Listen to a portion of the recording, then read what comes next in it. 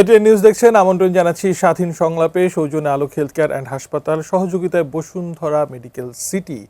মীমাংসিত অমীমাংসিত শিরোনাম রেখেছি আজকের আয়োজনের। আমি মাশায়েক শশী আপনাদের সকলকে আমন্ত্রণ জানাচ্ছি। দুজন অতিথি আজকে আমাদেরকে সময় দিচ্ছেন স্টুডিওতে। আমাদের সঙ্গে আছেন আশরাফ কায়সার, রাজনৈতিক বিশ্লেষক। একই সঙ্গে আমরা স্টুডিওতে পেয়েছি অধ্যাপক ডক্টর নাহারিন আই খান, ভূগোল ও পরিবেশ বিভাগ, জাহাঙ্গীরনগর বিশ্ববিদ্যালয়। আপনাদের দুজনকে আমন্ত্রণ জানাচ্ছি, কৃতজ্ঞতা জানবেন। আমাদের মূল আলোচনাতে তো যাবই, তবে আশরাফ কায়সার আপনার কাছে আসতে চাই। যেমনটি আমাদের শিরোনামে দেখছিলেন, মানে যৌথ হামলা তো শুরু হয়ে গেল ইরানে, বেশ কিছুদিন ধরে আফগানিস্তান পাকিস্তানের মধ্যে একটা সংঘাত চলছে। সব মিলিয়ে মানে সামনের দিনগুলো কেমন দেখছেন? আমি বলবো যে মধ্যপ্রাচ্যের যুদ্ধ কিন্তু শুধু ইরান ইসরায়েলের মধ্যে সীমাবদ্ধ নেই। আপনি জানেন যে প্রায় আরও 5টি দেশ এই যুদ্ধে জড়িয়ে গেছে। সৌদি আরব, কুয়েত, কাতার, এই দেশগুলোতেও আক্রমণ হয়েছে। ফলে ইরান যে কথাটি বারবার বলছিল যে কোনোভাবে ইরান আক্রমণ হলে সেটা আঞ্চলিক যুদ্ধের দিকে মোড় নেবে, সেই জায়গাটিতে আমার মনে হয় যুদ্ধটি বিস্তৃত হচ্ছে। আপনি জানেন যে আমি এইমাত্র দেখছিলাম যে ইরানের প্রতিরক্ষা মন্ত্রী নিহত হয়েছেন, তাদের রিপাবলিকান গার্ডের কমান্ডার নিহত হয়েছেন। ফলে যুদ্ধটি মনে হচ্ছে যে আরও অনেক বেশি দানা বাঁধবে। এতে বিশ্বের যেটি হবে, একটি তো অশান্তি তৈরি হলোই, কিন্তু হরমুজ প্রণালী দিয়ে আপনি জানেন পৃথিবীর অনেক ব্যবসা বাণিজ্য, এমনকি বাংলাদেশেরও একটি বিশাল সংখ্যক আমদানি রপ্তানি ওই প্রণালীর উপরে নির্ভর করে। কাজে আমাদের দেশেও এটির একটি সরাসরি প্রতিক্রিয়া আমরা দেখতে পাবো বাজার মূল্যে, দ্রব্য মূল্যে, আমদানি রপ্তানিতে। তার চেয়েও বেশি হচ্ছে যে মাত্র ইসরায়েল গাজা অনেকটা শান্ত হয়ে এসছে, যুদ্ধ অন্তত বন্ধ হয়েছে, নতুন করে অনিশ্চয়তা শুরু হলো। এবং পাকিস্তান আফগানিস্তানের যুদ্ধও কিন্তু আমাদের ঠিক দোরগোড়ায়। এবং এই যে আমরা একসময় সার্কের ভিতরে আফগানিস্তানকেও নিয়েছিলাম, তার মানে যুদ্ধটি সার্কের দুটি দেশের মধ্যে। আবার মিয়ানমারের পরিস্থিতি অনেকদিন ধরেই অশান্ত। মানে বৈশ্বিক যে যুদ্ধ, সেটা কি আস্তে আস্তে আমরা কি কেন্দ্রে চলে যাচ্ছি? আমরা তো ইনডিরেক্টলি ঢুকে গেছি, কারণ আপনি পৃথিবীর সব দেশই বাণিজ্য কিংবা কূটনীতিতে একে অন্যের সাথে সম্পর্কিত ঢুকেছি। আমার ভয় হচ্ছে যে আপনি মিয়ানমারের কথা বলছিলেন, কোনো সরাসরি যুদ্ধেও কিন্তু আমরা জড়িয়ে যাওয়ার আশঙ্কা করছি। কেননা মধ্যপ্রাচ্যের যুদ্ধ তো বটেই, মুসলিম দেশ হিসাবে আমাদের এক ধরনের সম্পর্ক রয়েছে। প্রতিবেশী মিয়ানমারের অশান্ত পরিস্থিতি আমাদের সীমান্তকে অশান্ত করছে। এবং আমরা গত অন্তর্বর্তী সরকারের সময় বিভিন্ন সময় শুনতে পারছিলাম করিডোর হবে, এই হবে।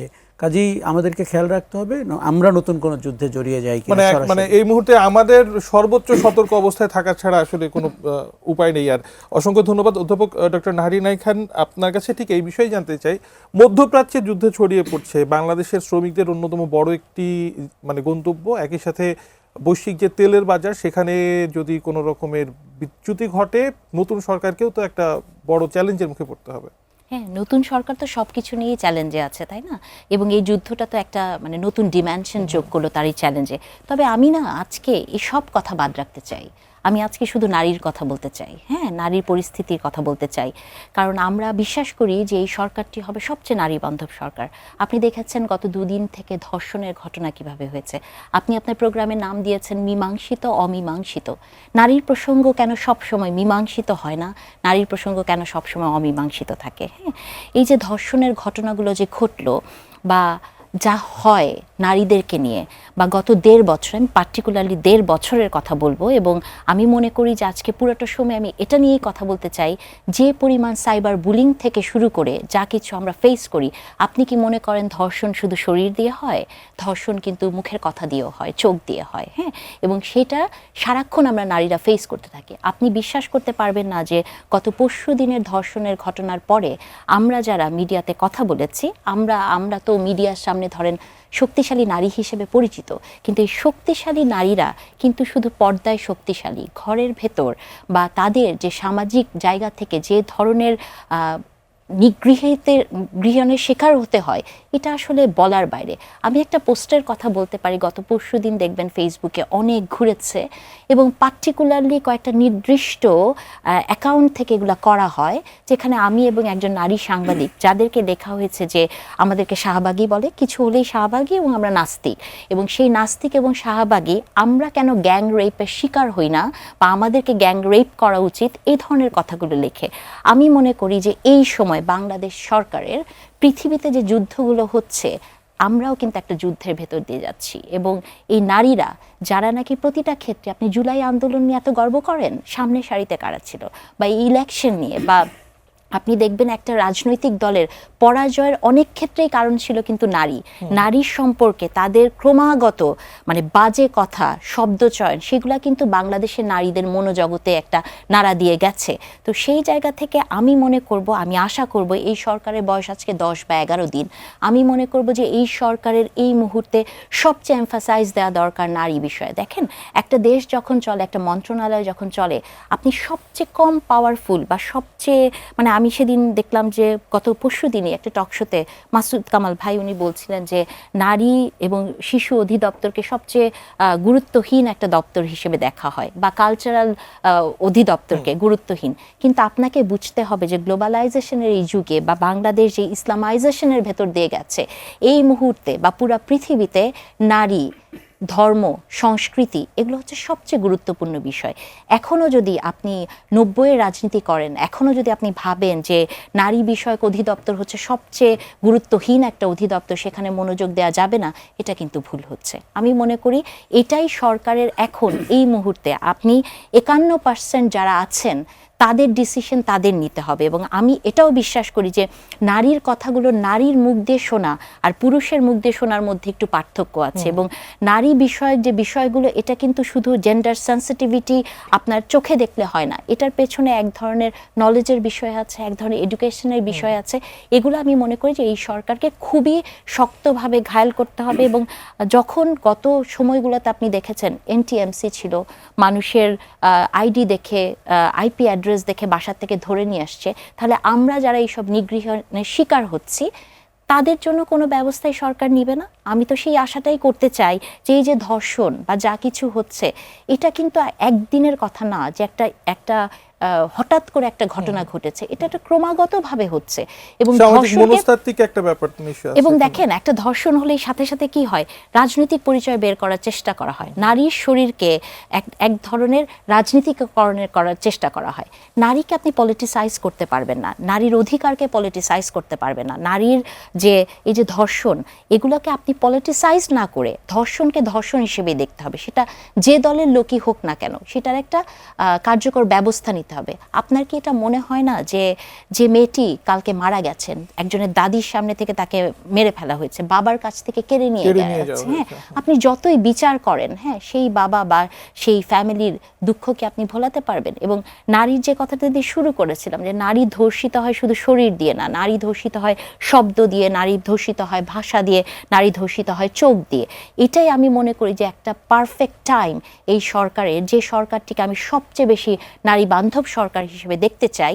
এবং এই মুহূর্তে বিএনপি একমাত্র রাজনৈতিক দল যারা মাঠে আছে, তারাই একমাত্র নারী নেতৃত্বের ভেতর দিয়ে গেছেন, এবং তারা জানেন যে নারী নেতৃত্ব একটা মানে খুবই ডেলিকেট একটা বিষয়, এবং এটাকে মেনে নেওয়ার মতো একটা মানসিকতা থাকে, যে দলটি সেই মানসিকতা আছে তাদেরকে এটা করতে হবে।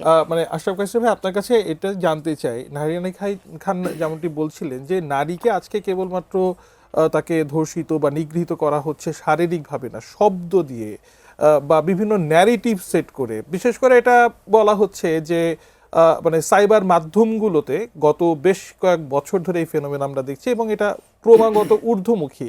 মানে সরকার তো পলিটিক্যাল তার ওরিয়েন্টেশন থেকে তার মতো করে একটা নিবেই, কিন্তু সামগ্রিকভাবে আমরা যারা এই সমাজের অংশীজন, প্রত্যেকে আমাদের কি কিছুই করার নেই, অসহায়ভাবে আমরা ভুক্তভোগী হয়েই থাকবো? প্রথম কথা, নাইরিনের সবগুলো কথার সাথে আমি একমত। সেগুলোর সাথে একমত হয়ে নতুন কয়েকটা কথা বলি। একটা হচ্ছে যে আমাদের কোনো কিছু করার নাই, এটা আমি বিশ্বাস করি না। কেননা আমি মনে করি আমাদের প্রত্যেকের, আমাদের যার যার অবস্থান থেকে করার আছে। এখন সবচেয়ে বেশি করার আছে সরকারের, নাইরিন যেমন করে বলছিলেন। কিন্তু ধরুন সরকারটি বুঝতে পারছে না অথবা উপলব্ধি করতে পারছে না, তাহলে কি করব? নাগরিকরা এই প্রতিবাদ, এই দাবি জারি রাখতে হবে, যাতে করে আমরা নতুন পলিসিতে, নতুন আইনে, মন্ত্রণালয়ের বিভাজনে, মন্ত্রী বা সিদ্ধান্ত গ্রহণ ব্যক্তি যাদেরকে নিয়োগ করা হবে তাদের মধ্যে এই দাবির রিফ্লেকশনটা দেখতে পাই। প্রথমে যেটি করতে হবে, আমাদের দৃষ্টিভঙ্গিটি বদলাতে হবে। আমরা নারী ইস্যুকে দেখি পুরুষের চোখে, এটি আপনাকে নারীর চোখে দেখতে হবে। আপনি আর আমি বা নাহরিন যদি আজকে এই রাস্তায় হাঁটি, আমরা দুজন টেরই পাবো না তার কি ঘটে যাচ্ছে। কতটা চ্যালেঞ্জের মধ্যে এই দিয়ে রাস্তাটা 10 কদম হাঁটতে গিয়েই তার অভিজ্ঞতা কি হয়েছে। আপনি তার জুতোয় পা রেখে তার চোখ দিয়ে তার সমাজটাকে দেখার চেষ্টা করেন। বিএনপি সরকারের কাছে আমাদের কেন এত প্রত্যাশা? কেননা নির্বাচনের আগে আমরা প্রতিপক্ষ রাজনৈতিক জোটটিকে সাংঘাতিকভাবে, মানে অগ্রহণযোগ্যভাবে, অসাংবিধানিকভাবে এবং মানবতা বিরোধী অপরাধের মতো করে নারীর সম্পর্কে কথা বলতে দেখেছি। বাংলাদেশের সংবিধান আপনাকে কোনো অধিকার দেয়নি আরেকজন নাগরিকের রাজনৈতিক অধিকার হরণ করার, আরেকজন নাগরিকের কর্মঘণ্টা কমিয়ে আনার, আরেকজন নাগরিকের পোশাক পরিচ্ছদ কী হবে তা নিয়ে মন্তব্য করার। তাহলে কিন্তু যেই লোক এগুলো বলেছেন বা যেই নেতারা এগুলো বলেছেন তাদের পোশাক পরিচ্ছদ নিয়েও আমাদের মন্তব্য করতে হবে। কাজে আমরা সেটি করতে চাই এবং না। এই ধরনের মন্তব্য কি সাইবার স্পেসে অন্যকে উৎসাহিত করে? এই ধরনের ন্যারেটিভের কথা আমরা দেখুন, বলছি সেগুলো প্রতিষ্ঠা একজন করতে? রাজনীতিক বা একটি রাজনীতি বা একটি দল সাংঘাতিকভাবে ইনফ্লুয়েন্স করতে পারে একটি জনগোষ্ঠীকে। কোনো ব্যক্তি যদি জনসভায়, টেলিভিশন টক শোতে বা তার ভার্চুয়াল মিডিয়াতে যদি এই ধরনের কথা বলেন, তার নিশ্চয়ই লক্ষ লক্ষ ফলোয়ার আছে, তার মধ্যে কয়েক হাজার নিশ্চয়ই উগ্র ফলোয়ার আছে, এবং তারা প্রতিটা মানুষের জীবন অতিষ্ঠ করার জন্য তাদের সমস্ত শক্তি নিয়োগ করেছে। নির্বাচনের আগে আমরা এটি দেখেছি, নির্বাচনের পরে 2-1 দিনের জন্য বন্ধ দেখেছি, তারপরে আবার ঝাঁপিয়ে পড়েছে। রাষ্ট্রকে কঠোর অবস্থান নিতে হবে এবং আমরা মুখে বলি জিরো টলারেন্স, বাস্তবে জিরো টলারেন্স হতে হবে। একজন নাগরিক যদি সাইবার বুলিংয়ের শিকার হয়, সেটি ভার্চুয়াল মিডিয়াতে হোক, রাস্তায় হোক, ঘাটে হোক, ফুটওভার ব্রিজে হোক, আপনাকে দৃষ্টান্তমূলক শাস্তি দিতে হবে। এখানে রাজনীতির হিসাব নিকেশ কষার কোনো সুযোগ নাই। কেননা আপনার রাজনীতি কোথায় যাবে, আপনার সরকারের কি হবে, এটি ভেবে আপনাকে এই কাজ করতে দেওয়া যাবে না। আরেকটা জিনিস আমি আপনাকে বলি, গত 18 মাস আমাদের দেশের মানুষের জীবন কিন্তু অতিষ্ঠ হয়ে গেছিল, বিশেষ করে নারীদের জীবন। কেননা আপনি যেভাবে রাস্তাঘাটে নারীদেরকে হেনস্থা করা হয়েছে, আমি সত্যি কথা বলি কোনো রাজনৈতিক শক্তিকে পাশে দাঁড়াতে দেখিনি। আমি আলাদা করে নাম বলতে চাচ্ছি না, কাউকে দেখিনি, অন্তর্বর্তী সরকারকে দেখিনি। এবং এই যে মব ভায়োলেন্স হয়েছে, নারীরা তার 99% মব ভায়োলেন্সের শিকার হয়েছেন। সেই 18 মাস পেরিয়ে বাংলাদেশ মাত্র 12 দিন হয়েছে একটি নির্বাচিত সরকারের অধীনে। আপনি 18 মাসের ক্ষতিপূরণ কি করে দেবেন? তার ভেতরে যে ভীতির সঞ্চার হয়েছে, যে ঘৃণার সঞ্চার হয়েছে, তার যে মন ছোট হয়ে গেছে, এই রাষ্ট্র আগাতে পারবে না। বিশ্বাস করেন, আমরা ফ্লাইওভার অবকাঠামো দিয়ে দেশকে আগাতে পারবো না। আপনি নাগরিককে স্বস্তি দিয়ে এবং তার চিন্তা করার ক্ষমতা দিয়ে যতটা আগাতে পারবেন, তার কোনো বিকল্প নেই। তারেক রহমান সাহেব তার নির্বাচনী জনসভাগুলোতে এই কথা বারবার বলেছেন এবং তার কাছ থেকে আমরা এই ভঙ্গিমা দেখতে পেয়েছি যে উনি ইকুয়ালিটিতে বিলিভ করেন, বিশেষ করে যারা পিছিয়ে পড়েছেন তাদেরকে সামনে টেনে আনার জন্য। কিন্তু আমরা মন্ত্রিসভা গঠনের সময় দেখলাম যে একজন পুরুষকে নারী এবং শিশু বিষয়ক মন্ত্রণালয়ের মন্ত্রী করা হলো, এটি তার কথার সাথে মিলল না। আচ্ছা, নারীদের ব্যাপারে বরাদ্দের ক্ষেত্রে আপনাকে এত কৃপণ হলে হবে না। আপনি ধরে ধরে এই 5%ও কেউ মানেনি, বিএনপি কিছুটা হলেও মেনেছে, কিন্তু আপনি উদার হস্তে নারীদেরকে পার্লামেন্টে আনেন, রাজনীতিতে আনেন, শিক্ষাঙ্গনে আনেন, অর্থনৈতিক কর্মকাণ্ডে আনেন। ধরেন প্রতিদ্বন্দ্বী দলটি বলেছিল কর্মঘণ্টা কমিয়ে দেওয়ার, এতে মানে আমার মনে হয় কোনো যুক্তিই নাই। মানে নারীর জন্য কর্মক্ষেত্রটা আরো সহজতর কিভাবে করা যায়? যদি কাবুল কিংবা কান্দাহার করতে না চান তাহলে এই কথার কোনো যুক্তি নাই। কিন্তু আপনি যদি সত্যিই চান বাংলাদেশ $1 ট্রিলিয়ন ইকোনমি হবে, বাংলাদেশ একটি উদার গণতান্ত্রিক রাষ্ট্র হিসাবে পৃথিবীর কাছে পরিচিত হবে, আপনাকে নারীর অধিকারের জায়গাটি প্রশস্ত করতে হবে। এটি পুরুষ হিসাবে অনুদান দিলে হবে না, এটি তার অধিকার মনে করে আপনাকে রিগ্রেট করতে হবে যে অনেকদিন আমরা এটা করতে পারিনি, ইনএবিলিটি ছিল। আপনারা দুইজনই আসলে নতুন সরকারের কাছে প্রত্যাশার কথা বলছিলেন। নাহরিন আই খান, আপনিও বলছিলেন যে বর্তমান বিএনপি সরকারের কাছে নারী অধিকার বা নারী নিগ্রহ যেন না হয়, সেই প্রত্যাশাটা অনেক বেশি। সেই প্রেক্ষাপটে আশরাফ কায়সার যখন বলছেন যে 5% প্রতিনিধিত্ব করে বা নারী একটি মন্ত্রণালয়ে, আমরা ঐতিহাসিকভাবে দেখে থাকি হয়তো বা নারীরা, যে নারীদেরকে নারীর চোখে দেখতে হবে, সে দেখাটা সরকার তাহলে কিভাবে শুরু করলো? মানে প্রত্যাশাটা কি কিছুটা হোঁচট খেলো, নাকি বাস্তবতা এখন এমন আরো ভালো ভবিষ্যতের জন্য এখন মেনে নিতে হচ্ছে? আমার মনে হয় যে আসলে এই সরকারটা, এটা তো আপনি একটা রেগুলার সরকার বলতে পারেন না, বা যে ভোট ব্যাংক আপনি দেখছেন সেটাকেও কিন্তু একটা রেগুলার মানে একেবারে অ্যাবসলিউট ভোট ব্যাংক বলতে পারেন না। এটা একটা ক্রিটিক্যাল টাইমের ইলেকশন, এবং আপনাকে ধরেই নিতে হবে যে এখন যা যা হচ্ছে সবই হচ্ছে একটা জরুরি পরিস্থিতিকে সামাল দেওয়ার জন্য। তবে আমি আশা করব যে জনাব তারেক রহমানের কাছে এটাই চাওয়া যে উনি উনার ইস্তেহারে কিন্তু বলেছেন যে নারীর প্রতি সহিংসতায় কঠোর কঠোর এবং কঠোর হবেন। তো মাত্র তো 12 দিন গেছে, আমি দেখতে চাই মন্ত্রিসভায় আরো নারী আরো থাকবেন, কিছু রদবদল আমি হয়তো দেখতে আসবে। চাই যে উনার উপদেষ্টার মধ্যে নারীরা থাকবে। দেখেন, একজন প্রধানমন্ত্রী যখন উপদেষ্টারা থাকেন তখন কিন্তু ওই প্রধানমন্ত্রী নারী বিষয়ক উপদেষ্টা আছে কিনা বা সংস্কৃতি বিষয়ক উপদেষ্টা আছে কিনা সেটাও অনেক গুরুত্বপূর্ণ। এবং যে কথাটি ধরেন কায়সার ভাই বলছিলেন যে নারীকে এগুলো দেয়া, কিন্তু আসলে আপনি তাকে ধরেন এই কথাটা শুনতেও অনেক কানে লাগে যে ওনাদেরকে দিয়ে দিলাম। আসলে দিয়ে দেওয়ার তো কিছু নাই, আপনাকে ইকুইটি এনশিওর করতে হবে, তারপর ইকুয়ালিটির দিকে যাবেন। যেখানে আপনি ইকুয়ালিটির গল্প বলেন, যেখানে ইকুইটি এনশিওর হয় নাই, সেটা তো আসলে হবে না। তবে এই যে কথাগুলো বলা হয় যে বিএনপিও তো আসলে নারীর ক্ষমতায়ন, হ্যাঁ আমরা নারীর ক্ষমতায়নের ভেতর দিয়েই এই দেশ গেছে, কিন্তু মানে সঠিক নারীর ক্ষমতায়ন কিন্তু এখন পর্যন্ত হয় নাই। সেটার কিছু পরিস্থিতি ছিল, হয় নাই, ঠিক আছে। এবং এমপিতে যেমন ধরেন বিএনপিও দিতে পারে নাই 5%। এটাকেও আমি মনে করি কি যে গত 17 বছর আসলে বাংলাদেশে তো কেউই সেইভাবে রাজনীতি করতে পারে নাই, এবং ইলেকশনের মাঠে কিন্তু ক্যালকুলেশনগুলো একটু অন্যরকম হয়, যে ভোটে জিতে আসতে পারবে কিনা, সেই বাস্তবতাটাই মেনে নিতে হয়েছে এবং তাহলে আদতে। হ্যাঁ, এবং এটার সাথে কিন্তু আরেকটাও বিষয় আছে যে নারীকে আপনি ক্ষমতায়ন করলেন ঠিকই, নারীকে আপনি মনোনয়ন দিলেন ঠিকই, কিন্তু সেই নারীটি যখন তার অর্থনৈতিকভাবে সে সচ্ছল না, যখন তাকে ইলেকশনটি তার স্বামীর টাকায় করতে হচ্ছে বা আত্মীয় স্বজনের টাকায় করতে হচ্ছে, সেটাও কিন্তু আসলে নারীর এম্পাওয়ারমেন্ট না। সো নারীর এম্পাওয়ারমেন্টের জায়গা থেকে আমাদেরকে মনে রাখতে হবে, যেটা আমি সবসময় বলি, যে এটা একটা প্রসেস। এটা একটা নারীর এম্পাওয়ারমেন্টটা এমন না যে টুপ করে আকাশ থেকে পড়বে, এটা আপনার একটা অভ্যস্ততারও বিষয় আছে, যে অভ্যস্ততাটা জাতীয়তাবাদী দলের আছে, কারণ দীর্ঘ সময় তারা নারী নেতৃত্বের ভেতর দিয়ে গেছে, তার মানে নারীর কমান্ড নেওয়ার মতো মানসিকতা তাদের আছে।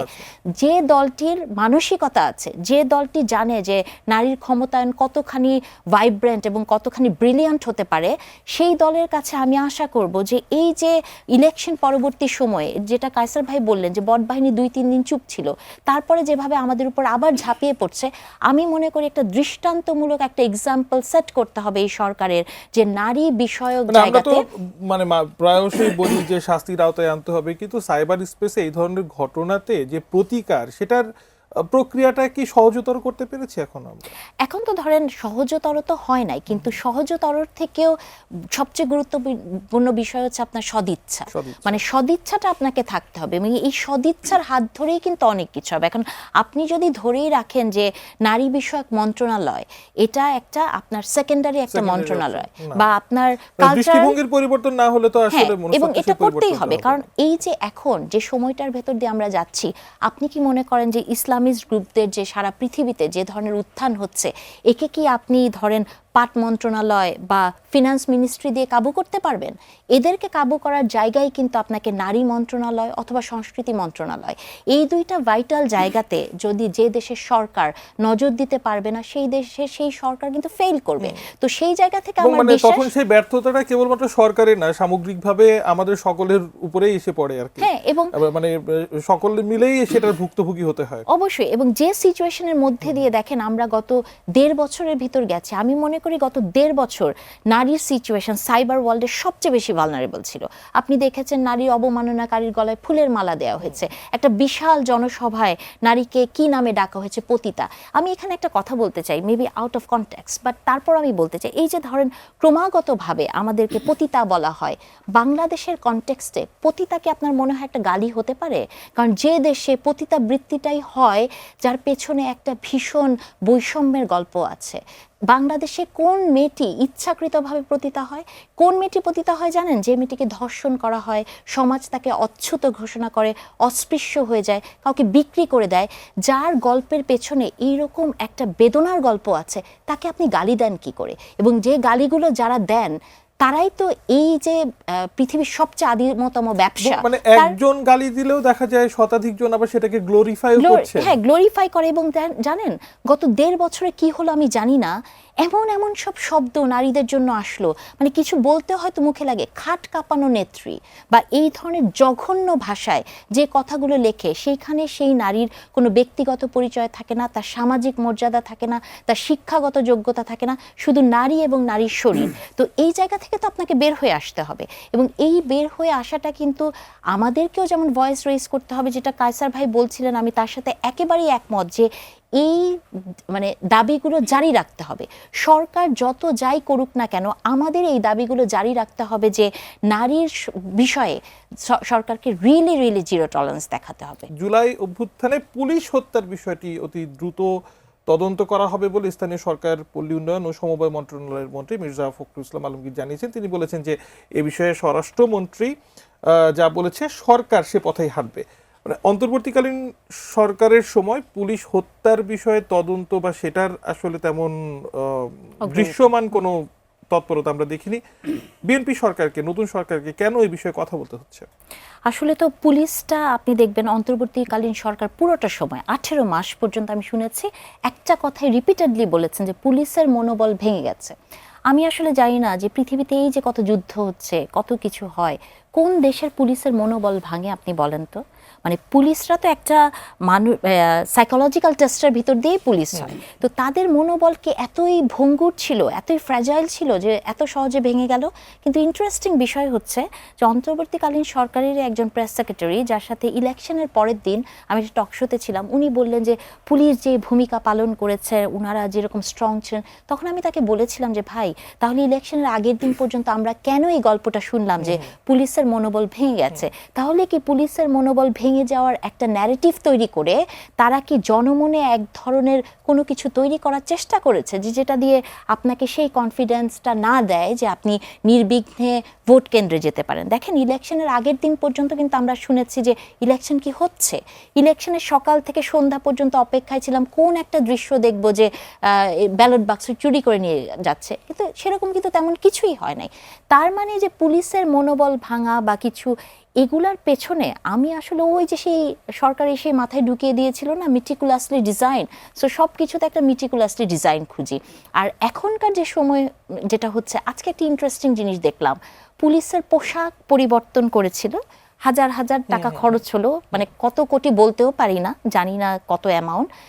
অবিশ্বাস্য দ্রুত গতিতে মানে এগুলা টেন্ডার হয়ে গেল, পাস হয়ে গেল, আবার কে নাকি পেল। পুরানো কাপড়ে ফেরত আসছে পুলিশ। আচ্ছা, আপনি আমাকে বলেন, গত 18 মাসে পুলিশের পোশাক খুব গুরুত্বপূর্ণ ছিল? অবশ্য হতে পারে, একটা সংস্কার তো হলো না অবশ্য একটা হতে পারে, কারণ গত 18 মাস তো আমরা শুধু নারীর পোশাক এগুলো নিয়ে শুনেছি। সো এই জন্য মনে পুলিশের পোশাকেও একটু এমফাসাইজ দেওয়ার চেষ্টা করেছে। এবং আমি শুনেছি যে পুলিশের মানে এটা অফ দ্য রেকর্ড শুনেছি যে পুলিশের নারী কর্মকর্তাদের পোশাক পরিবর্তনেরও একটা প্রেশার ছিল। তার মানে পোশাক তাদের মেইন, মানে পুলিশ কাজ করতে পারুক আর না পারুক, পোশাকটা তাদের জন্য গুরুত্বপূর্ণ বিষয় ছিল। এবং টেন্ডার হয়েছে, টাকা এদিক ওদিক হয়েছে, এখন তো আমরা অনেক কিছুই শুনতে পাই।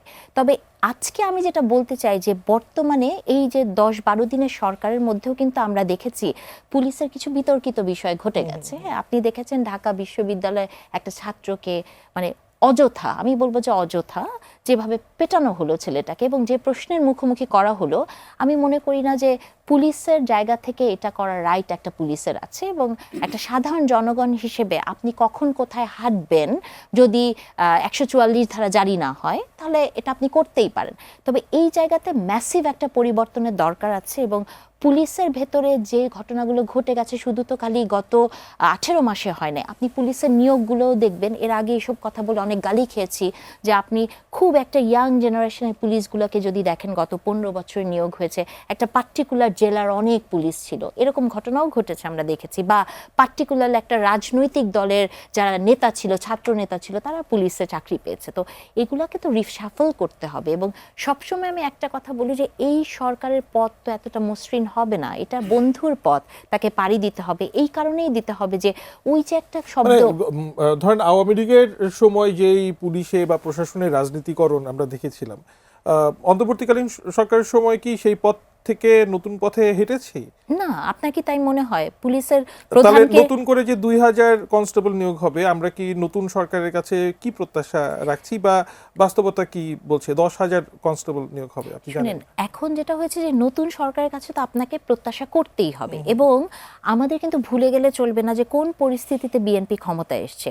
বিএনপি ব্যর্থ হয়ে যাওয়া মানে এই সরকার ব্যর্থ হয়ে যাওয়া মানেই কিন্তু আমাদের যে এতদিনের স্ট্রাগল বা এটা ব্যর্থ হয়ে যাবে। সো আমাদেরকে এই কোয়েশ্চেনগুলো জারি রাখতে হবে এবং সবসময় সরকারকে প্রশ্নের মুখোমুখি করতে হবে, তাদের জবাবদিহিতার জায়গা থাকতে হবে। এবং আমি মনে করি যে জনাব তারেক রহমান যেমন তাকে নিয়ে একটা কার্টুন আঁকা হলেও এটাকে উনি খুব সহজভাবে নিয়েছেন, আমি মনে করব যে ক্ষমতার চেয়ারে বসেও উনি এগুলোকে আরও এই ক্রিটিসিজমগুলোকে সহজভাবে নিবে, কারণ এই পজিটিভ ক্রিটিসিজমগুলোই কিন্তু এই সরকারকে হেল্প করবে এগিয়ে যাওয়ার। এবং এর সাথে সাথে আমি মনে করি যে বিএনপিকে আলাদা একটা জায়গায় থাকতে হবে। বাংলাদেশের সমস্যা কি জানেন, যখন একটি সরকার ফর্ম করে তখন সরকারি দলের যে রাজনৈতিক দলটা থাকে সেটা সরকারের সাথে ব্লেন্ডেড হয়ে যায়।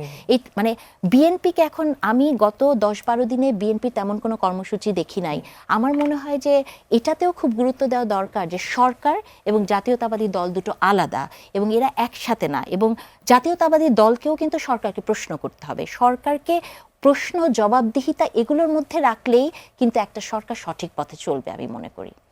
আমি এই প্রসঙ্গ শেষ করব আশরাফ কায়সার আপনার কাছে এসে। মীমাংসিত বিষয় নিয়ে যদি আবার বিতর্ক তৈরি হয়, পুলিশ হত্যার যে প্রসঙ্গটি সেটির কথা বলছিলাম, তাহলে জনগণ বাধ্য হবে রাজপথে নামতে। এনসিপির আহ্বায়ক নাহিদ ইসলাম কথা বলেছেন। আমি আপনার কাছে জানতে চাই যে পুলিশ হত্যাকাণ্ডের বা জুলাই গণ অভ্যুত্থানের সময়ে পুলিশের সাথে যা হয়েছে এবং একই সাথে গণ অভ্যুত্থানকালে পুলিশ যা করেছে, বিষয়গুলো কি আমরা বলে দিলাম মীমাংসা হয়ে গেছে, এত সহজেই মীমাংসিত হয় নাকি? বিষয়টা এত সহজ না।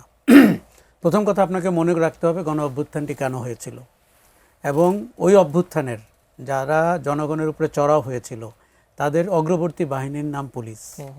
এবং তিনি কিন্তু 24 সালেই চড়াও হয়েছে তা না, 15 বছরের দুঃশাসন পুলিশের সবচেয়ে বড় অবদান। আপনার নিশ্চয়ই মনে আছে গুম, খুন, আয়নাঘর, এগুলো কারা করেছেন? পুলিশ এবং পুলিশের এক্সটেনশন, র্যাব, মানে গোয়েন্দা সংস্থা ইত্যাদি ইত্যাদি। আপনাকে ওই প্রেক্ষাপটেই কিন্তু কোটি মানুষ রাস্তায় নেমে শেখ হাসিনাকে ঝেঁটিয়ে বিদায় করেছে। হঠাৎ করে পুলিশ, এটি আমার মির্জা ফখরুল সাহেবের বক্তব্য শুনে আওয়ামী লীগের প্রথম দিককার দাবি মনে পড়ল 5ই আগস্টের পরে। তারা বারবার বলেছে যে পুলিশ হত্যা হয়েছে, তার বিচার করতে হবে, গণহত্যা হয়েছে, এটি তাদের চোখে পড়ে। কিন্তু এটাও তো সত্য কথা, পুলিশের সদস্যদের মধ্যে একটা অসন্তোষ এই বিষয়টি নিয়ে আছে। যৌক্তিক হোক বা অযৌক্তিক হোক, সরকার চালাতে গেলে পুলিশকে অ্যাড্রেস করা ছাড়া সরকারের পক্ষে কি সম্ভব আইন শৃঙ্খলা পরিস্থিতি আপনি নিয়ন্ত্রণে রাখা? অবশ্যই পুলিশকে কনফিডেন্সে আনবেন, তার আগে তাদেরকে কঠিন কথাটা বলতে হবে। তারা একটি অপরাধী চক্রের মতো 15 বছর আচরণ করেছে, তারা গণহত্যাকারী বাহিনী, এটিও বলতে হবে তাদেরকে। তারপরে বলতে হবে তাদের যদি মনোবল কোথাও ছিঁড়ে যেয়ে থাকে, সেটি জোড়া দিয়ে পেশাদারি চেহারায় কি করে আসতে হবে। এগুলো যদি না করে আপনি চান আপনার দলের পুলিশ হবে, আপনি চান আপনার সরকারের পুলিশ হবে। দেখুন, কিছুক্ষণ আগে আমরা নারীদের প্রতি সম্মান এর কথা বলছিলাম, অধিকারের কথা বলছিলাম। আপনি জনগণকেও সম্মান করতে হবে, তার অধিকারটিকেও মাথায় রাখতে হবে। ওই দিন সোহরাওয়ার্দী উদ্যানে ওই ছেলেটার সাথে যে আচরণ করা হয়েছে তার জন্য পুলিশকে ক্ষমা চাইতে হবে এবং সরকারকে ক্ষমা চাইতে হবে। কেন বলি, ওই ছেলেটার তো নাগরিক হিসাবে অধিকার আছে পার্কের উপর দিয়ে হেঁটে যাওয়ার। পুলিশ যেভাবে তাকে মারলো, আক্রমণ করলো, যেভাবে সেই ঘটনার পর তো বেশ কিছুদিন পারও হলো না, আপনি সরকার বা পুলিশের যে মনস্তত্ত্বের কথা বলছেন, ঐতিহাসিকভাবে যা আমরা দেখে এসেছি, নতুন সরকারে তার কিছু পরিবর্তনের ছিটেফোঁটা আমি কোনো পরিবর্তনের ছিটাফোঁটা এখন পর্যন্ত দেখতে পাইনি। উল্টো শিক্ষামন্ত্রী যদি বলেন যে পুলিশের ভূমিকা কি হবে, তাহলে পুলিশকে কি আপনি আর সামনে রাখতে পারবেন? আচ্ছা, পুলিশ এখন চাচ্ছে নতুন বেনজির, নতুন হারুন হওয়ার জন্য কোনো নেতৃত্ব। যারা সরকারে আছেন তাদের মনে রাখতে হবে বেনজির এবং হারুনের পরিণতি কি হয়েছে, এবং বেনজির এবং হারুনের কারণে ওই সরকারের পরিণতি কি হয়েছে। দেখুন, এগুলো 12 দিনের মাথায় বলতে গেলে আমাদের বেশ কষ্ট হচ্ছে, কিন্তু কখনো কখনো তিতা কথা আগে বলে ফেলা ভালো। আমরা ওই পুলিশ অফিসারের গায়ে রাজনৈতিক নেতাদেরকে পিঠ চাপড়ানোর দৃশ্য দেখেছি। পুলিশকে স্বাধীনভাবে কাজ করতে দেন, একটি পেশাদারি বাহিনী হোক।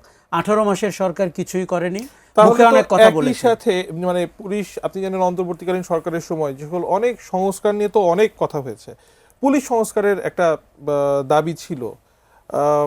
বিএনপি সরকারের তো সেই সুযোগ তাহলে আছে, আক্ষরিক অর্থে একটা সংস্কার, বাস্তবিক অর্থে সেটা আনা পুলিশ বাহিনীতে। অবশ্যই সুযোগ রয়েছে। দেখুন, অন্তর্বর্তী সরকারের ভালো কাজগুলো, ভালো উদ্যোগগুলোকে আপনি এগিয়ে নেবেন, এটি বিএনপি সরকারের কাছে স্বাভাবিকভাবে প্রত্যাশা। তাদের প্রশ্নবোধক উদ্যোগগুলো, তাদের যে বেপরোয়া চুক্তি, এইসবে আপনি হাত দেবেন, এগুলো নিয়ে করবেন। কিন্তু পুলিশ সংস্কার কমিশন আপনি গঠন করবেন, পুলিশকে পেশাদারি করবেন, বিএনপির পুলিশ বানাবেন না ভুলেও। পুলিশ কিন্তু বিএনপির পুলিশ হতে চাচ্ছে, জনপ্রশাসন বিএনপির জনপ্রশাসন হতে চাচ্ছে। আমি আপনাকে হলফ করে দিতে পারি, 12 দিনের মাথায় বেরিয়ে গেছে কারবারি বগুড়া কি ছাত্রদল করতেন সব অফিসে। সকালবেলা অফিসে গিয়ে এই আলোচনাটাই এখন মুখ্য, কেননা তারা তারেক রহমানের ঘনিষ্ঠ হতে চান, তারা বিএনপি পরিবারের ঘনিষ্ঠ হতে চান। এটি তো আমি পরিষ্কার দেখতে পাচ্ছি যে আমাদের গণ অভ্যুত্থান যেই কারণে হয়েছিল, ধীরে ধীরে বাংলাদেশ ওই কারণে আবার ঢেকে যাচ্ছে। এখন এটি আপনাকে ঠেকাতে হবে এবং কঠোর হস্তে ঠেকাতে হবে। কাজেই আপনি নাগরিক অধিকারকে সবচেয়ে উপরে রাখেন কিনা, বিএনপি সরকারের প্রতি এই ব্যাপারে আমি কৌতূহলী থাকব। কিন্তু আমি যদি দেখতে পাই যে তারা পুলিশের স্বার্থকে দেখছে, সেই গান গাচ্ছে পুলিশের মনোবল ভেঙেছে তার নিজের কারণে। পুলিশ অপরাধী চক্রের মতো ভূমিকা নিয়েছিল, জনগণের বন্ধু হিসাবে না, এবং বেনজির এবং হারুনের মতো ফ্রাঙ্কেনস্টাইন তৈরি করেছিল আওয়ামী লীগ। তার জন্য উদ্যোক্তার যা পরিণতি হয়, আওয়ামী লীগেরও হয়েছে, ফ্রাঙ্কেনস্টাইনেরও তাই হয়েছে। এখন আমি বলি আপনাকে যে মন্ত্রীদের লাগামহীন কথা বলা বন্ধ করতে হবে। 12 দিনের মাথায় আমরা সরকার সম্পর্কে মন্তব্য করতে চাচ্ছি না। মন্ত্রীরা কি করে মন্ত্রণালয় সম্পর্কে মন্তব্য করেন, তার উপরে গিয়ে অন্য মন্ত্রণালয় সম্পর্কে মন্তব্য করেন। একজন চাঁদাবাজির নতুন সংজ্ঞা দিয়েছেন, একজন কালচারাল অঙ্গনে কী ধরনের শিল্পী আমরা দেখতে চাই। নেহা কাক্কার বলে, I believe there is an artist like Neha Kakkar, তার কথা বলেছেন। তারপরে একজন বলেছেন যে লোডশেডিং ভালো ঋণের চেয়ে। মানে এই কথাগুলো দেখে আমাদের মনে হচ্ছে যে বিএনপির মন্ত্রীদের এবং সরকারকে আরেকটু গুছিয়ে নামতে হবে। দেখুন, 17 বছরের ব্যবধান কিন্তু অনেক। বাংলাদেশ রাষ্ট্র সমস্ত চুরিধারির পরেও অনেক দূর এগিয়ে গেছে। আমি একটু নাহারি নাই খান আপনার কাছে ঠিক এই বিষয়ে আসতে চাই। বিএনপির মানে একেবারে খুবই মানে আর্লি ডেইজ এই কমেন্ট করাগুলোর জন্য। তবে আশরাফ কাছে যেই ব্যাপারটি বলছিলেন যে অতি কথন, মানে ব্যাপারটা কি অনেকটা এমন যে নতুন ক্যাবিনেটে যারা এসেছেন তারা দীর্ঘদিন পর হঠাৎ করে অধিক আলোতে এসে একটু ঘাবড়ে গিয়েছেন, অনেক কিছু বলে ফেলছেন, নাকি একটু ধাতস্থ হলেই সবকিছু যে রোবাস্ট সরকার আমরা দেখতে চাই সেদিকে ধাবিত হবে? আসলে এটা তো সত্যি 12 দিনের মাথায় আসলে কমেন্ট করাটা করতে যে হচ্ছে, এটাও একটা দুঃখজনক বিষয়। তবে আমি মনে করি যে অতি কথন হয়তো না, কিন্তু যেটা বোঝাতে চেয়েছেন সেটা না বলতে পারাটা। অনেক সময় আছে যে আপনি যখন অনেক কথা বলেন তখন কথার মধ্যে এমন কিছু বেফাস কিছু চলে যায়, যে প্র্যাকটিসটা বেগম খালেদা জিয়া করতেন। মানে বেগম খালেদা জিয়া কিন্তু এত সম্মানিত হয়েছেন শুধুমাত্র তার মুখের কথার জন্য, আর সবচেয়ে বেশি অসম্মানিত হয়েছে এবং একজন দেখেন গদি ছেড়ে পালিয়ে চলে যেতে হয়েছে শুধু তার মুখের কথার জন্য। সো আমাদেরকে মনে রাখতে হবে যে মুখের কথা খুবই গুরুত্বপূর্ণ, এবং মুখের কথা যখন আমরা বলবো তখন যে কথাগুলো আশরাফ ভাইয়ের সাথেও আপনার সাথে ব্রেক টাইমে হচ্ছিল, যে এই যে শব্দ চয়ন, এই যে কথা, গত 18 মাসে আমরা যা দেখলাম, কত নরম পন্থা, নতুন বন্দোবস্ত, ইনকিলাব, আজাদি, হ্যাঁ মানে কত কিছু চলে আসলো। থিওরির কোনো অভাব ছিল না, প্র্যাকটিক্যাল লাইফে সেটার ইমপ্লিকেশন কতটুকু ছিল সেটা একটা বড় প্রশ্ন। এবং দেখেন যা কিছু হয়েছে কিন্তু শব্দ দিয়ে, মিটিকুলাসলি ডিজাইন, তাই না, মানে মাস্টার মাইন্ড, এগুলা কিন্তু এখন আমাদের একটা বাজওয়ার্ড হয়ে গেল এই সোসাইটিতে গত 18 মাসে। তার মানে আপনাকে এটা মনে রাখতে হবে যে শব্দের ব্যবহার খুবই গুরুত্বপূর্ণ। এবং যে প্রসঙ্গে আমরা প্রথমে ছিলাম, নারীর ক্ষেত্রেও কিন্তু শব্দের ব্যবহার খুবই গুরুত্বপূর্ণ। আপনি দেখবেন গত 18 মাসে সরকার একটা কাজ অন্তত নারীর ক্ষেত্রে করেছে, যে মহিলা অধিদপ্তরের নাম চেঞ্জ করে নারী বিষয়ক অধিদপ্তর করেছে, যেটাকে আমি পছন্দ করছি। কারণ এই তর্কটা আমরা সবসময় জারি রেখেছিলাম যে আপনার একটি শব্দের ব্যুৎপত্তিগত অর্থটা খুবই গুরুত্বপূর্ণ। তাকে আপনি যতই ভদ্র লাগান, যাই লাগান না কেন, যতই অলংকৃত করেন, কিন্তু ব্যুৎপত্তিগত অর্থটা দেখতে হবে। আমি আশা করব যে যারা নারী মন্ত্রণালয়ের দায়িত্বে থাকবেন বা এগুলো দেখবেন, নারীর প্রতি শব্দের সেন্সিটিভিটি, এটাকে তাদের গুরুত্ব দিতে হবে। হ্যাঁ, এটা খুব গুরুত্বপূর্ণ। এবং নারীর ক্ষেত্রে শব্দের ব্যবহার দিয়ে আপনি দেখবেন বাংলা ভাষার পরিভাষাতেও নারীর জন্য যে শব্দগুলো আছে কোনোটাই কিন্তু খুব সম্মানজনক না, লাস্যময়ী, ভামা, হ্যাঁ অনেক কিছু আসে। তো ওই জায়গাগুলো নিয়ে আমাদের কাজ করতে হবে। হ্যাঁ, আশরাফ কায়সার, আপনার কাছে আসতে চাই। বেসরকারি গবেষণা প্রতিষ্ঠান সেন্টার ফর পলিসি ডায়ালগ সিপিটির গবেষণা পরিচালক খন্দকার গোলাম মুয়াজ্জেম আজকে বলছেন যে বর্তমান সরকার গভর্নর নিয়োগের ক্ষেত্রে দুর্বল পদক্ষেপ নিয়েছে। সরকার রাজনৈতিক বিবেচনায় গভর্নর নিয়োগ দিতে চাইলে এর চেয়ে আরো ভালো দিতে পারত। বেশ কিছুদিন ধরে নতুন গভর্নরকে নিয়ে বিভিন্ন ধরনের ঠিক এই ধরনের মন্তব্য আমরা শুনছি। আপনার কাছে জানতে চাই, মানে ঠিক কোন বিবেচনায় নতুন গভর্নরকে নিয়োগ করলো সরকার, মানে আর হঠাৎ করেই বা ঠিক এভাবেই কেন আহসান এইচ মনসুরকে সরে যেতে হলো? নিয়োগটি রহস্যময়, কারণ বিএনপি থেকেও আমরা পরিষ্কার কোনো বক্তব্য পাইনি। উনি কার পরিচিত, কোন সূত্রে এলেন, সর্বশেষ জানতে পেরেছি উনি নির্বাচন পরিচালনা কমিটির একটি কমিটিতে ছিলেন। এখন তাকে আপনি বিজয়ী হয়েছেন, পুরস্কৃত করবেন, অনেক কিছু করতে পারতেন। বাংলাদেশের সবচেয়ে রেগুলেটেড ইন্ডাস্ট্রি হচ্ছে ব্যাংকিং সেক্টর, এবং যেটি ধ্বংস করে দিয়ে গেছেন শেখ হাসিনা। যেখান মানে থেকে আপনি বলতে চাচ্ছেন তাহলে দলীয় পরিচয়টা প্রাধান্য পেয়েছে? না, আমরা যতটুকু জানতে পেরেছি, হয়তো আত্মীয়তার পরিচয়ও আছে, আমরা তো জানি না। কিন্তু যে ইন্ডাস্ট্রিটা রেগুলেটেড ইন্ডাস্ট্রি হিসাবে পরিচিত, তার রেগুলেটরি বডির চিফ যদি আপনি একজন প্লেয়ারকে করেন, তাও একজন ঋণ খেলাপি প্লেয়ারকে, তাহলে জনসম্মুখে আপনার ইমেজটি কি দাঁড়ালো? উনি কি বিএনপির বেস্ট ক্যান্ডিডেট গভর্নর করার জন্য? I don't think so. তার মানে এর ভেতরে সামথিং ইজ রং। আমাদের দেখতে হবে। দেখুন, ভদ্রলোকের জন্য আমার খারাপ লাগছে, উনি শুরুই করলেন ব্যাপক সমালোচনা দিয়ে। আচ্ছা, আগের যিনি গভর্নর এবং ছিলেন, ওনার সামনে কিন্তু পাহাড় সমান চ্যালেঞ্জ। হ্যাঁ, আগের যিনি গভর্নর ছিলেন, আমি বলবো 18 মাসের তত্ত্বাবধায়ক অন্তর্বর্তী সরকারের 2-4টি ভালো কাজের একটি ছিল ওই গভর্নরের কর্মকাণ্ড। যিনি $20 বিলিয়ন থেকে $35 বিলিয়ন আমাদের রিজার্ভ এনেছেন, অর্থ পাচারকারীদের বিরুদ্ধে নেমেছিলেন, এবং বড় বড় ব্যবসায়ী গ্রুপ এস আলম, বসুন্ধরার মতো তাদেরকে জবাবদিহিতার মধ্যে আনতে চেয়েছিলেন। 5টি ইসলামী ব্যাংক এক করেছিলেন, যার অধিকাংশের মালিকানা এস আলমের। সেটা নিয়ে অবশ্য অনেকে অনেক অনেক নেতিবাচক কথা বলতেই বিশ্লেষণও দেন। পারেন, কিন্তু তাই বলে একজন লোকের বিদায় কি এরকম হতে পারে? এটি তো আপনি দেশে কি উদাহরণ তৈরি করলেন? আমরা বিএনপির কাছ থেকে আরো ভালো উদাহরণ আশা করি, আরো ভালো ক্যান্ডিডেট আশা করি। আপনার মনে রাখতে হবে, এই সেক্টরে যদি গভর্নর ফেল করেন, অর্থনীতি ফেল করতে বাধ্য। না, এখন আমাদের আসলে এই মুহূর্তে সর্বোত্তম আশাটা করতে হবে তিনি যেন কোনোভাবে ফেল না করেন, কারণ উনি ফেল করলে সামগ্রিকভাবে উনি একা ডুববেন না, আমরা সকলে মিলে ডুবতে হবে আমাদেরকে। অসংখ্য ধন্যবাদ অধ্যাপক ডক্টর নাহারিন আই খান। আপনার কাছে শেষ প্রশ্নে আসতে চাই। বিএনপি হঠাৎ করে গভর্নর পরিবর্তন করে ফেললো। রাষ্ট্রপতি, মহামান্য রাষ্ট্রপতি, তিনি নির্বাচনের আগে বলেছিলেন যে নির্বাচনের পর তিনি পদত্যাগ করবেন, কিন্তু প্রতীক সাক্ষাৎকারে বলছেন যে না, বিএনপি সরকার চাইলে তিনি থাকবেন, নাহলে সসম্মানে চলে যাবেন। মানে নতুন সরকার কি বিদ্যমান রাষ্ট্রপতিকে তার মেয়াদ শেষ করতে দিতে চায়, নাকি রাষ্ট্রপতি এই মুহূর্তে হাতে নেই? কোন রাষ্ট্রপতির কথা বলছেন যিনি রাষ্ট্রপতি হওয়ার পর শেখ হাসিনাকে সালাম করেছিলেন? সেই রাষ্ট্রপতি, বা যে রাষ্ট্রপতি তারেক রহমানকে নিয়েও অনেক কটূক্তি করেছেন, সেই রাষ্ট্রপতি? তো আমি আসলে বলতে চাই যে এই যে দেখেন, রাষ্ট্রপতি আগে বলেছেন পদত্যাগ করবেন, বা একটা ইন্টারভিউ দিয়েছেন উনি। সরকার কি রাষ্ট্রপতিকে পদত্যাগ করার সময় দিচ্ছে, নাকি অভিশংসিত করবে এমন কোনো পরিকল্পনা আছে? এটা তো সরকারই খুব ভালো জানেন। তবে একটা যেটা হয়েছে, আপনাকে এটাও মানতে হবে যে রাষ্ট্রপতি পরিবর্তনটা গত 18 মাসে যেভাবে হয়েছিল, যেভাবে চাচ্ছিল একটি পার্টিকুলার রাজনৈতিক দল, এবং যেভাবে মব করা হয়েছে তার পদত্যাগের জন্য, এটার পেছনে ওই যে সেই মেটিকুলাসলি ডিজাইন, হ্যাঁ, মানে কোনো না কোনোভাবে এই রাষ্ট্রপতি এবং এই সেনা প্রধানই কিন্তু ইলেকশনের পথে হাঁটতে আমাদেরকে সাহায্য করেছেন। এবং সেই জায়গা থেকে যে রাষ্ট্রপতি ক্ষণে ক্ষণে বর্ণ বদলায়, যে রাষ্ট্রপতি শেখ হাসিনাকে সালাম সেই করেন, কৃতজ্ঞতা থেকে এখনো রাষ্ট্রপতি বহাল তবিয়তে আছে? না, আমি সেটা মনে করি না। তবে আমি মনে করি যে নিশ্চয়ই রাষ্ট্রপতি পরিবর্তন হবে, খুব দ্রুততম সময়ের মধ্যেই হবে। আমি মনে করি যে এটা বিএনপির এমন কোনো কিছু না, কারণ এই রাষ্ট্রপতিকে রিওয়ার্ড দেওয়ার মতো কোনো কিছু নাই। অসংখ্য ধন্যবাদ অধ্যাপক ডক্টর নাহারিন আই খান আপনাকে। ধন্যবাদ আশরাফ কায়সার আপনাকেও। একই সাথে ধন্যবাদ দর্শক আপনাদেরকেও। আজকের মতো বিদায় নিচ্ছি, আবারও আগামীকাল দেখা হবে। এটি নিউজের সঙ্গে থাকুন।